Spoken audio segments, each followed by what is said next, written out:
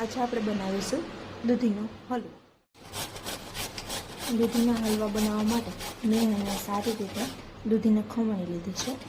જ્યારે ખમણીએ ત્યારે એમાંથી જે દૂધ નીકળે છે એ સાઈડમાં બહાર કાઢી દેવાનું. ખમણ્યા પછી આપણે તેમાંથી પાણી નીકાળી લઈશું. એમાંથી જે પાણી નીકળે એ આપણે માથાના વાળમાં પણ લગાડી શકીએ છીએ, જેથી વાળ તમારા સિલ્કી થાય. હવે આપણે દૂધીને કઢાઈ ઉપર મૂકી દીધું છે અને તેમાં ઘી એડ કરી દૂધીનું ખમણ જ્યાં સુધી ચડે નહીં ત્યાં સુધી એને મિક્સ કરતું રહેવું. એમાં દૂધ એડ કરીશું. દૂધ કર્યા બાદ તેને સારી રીતે મિક્સ કરી અને હવે એને થોડી વાર ચડવા એક ડીશ ઢાંકી દઈશું. આ ઉપરથી ડીશ ઉતારી અને ચેક કરી લઈશું. થોડો માવો એડ કરીશું.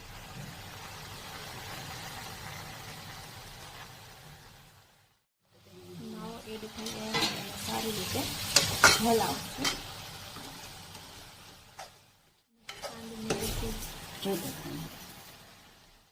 મિક્સ કરી લઈશું. દૂધીનો હલવો હવે આપણો રેડી થઈ ગયો છે. હવે આપણે તેને ડીશમાં કાઢી લઈશું.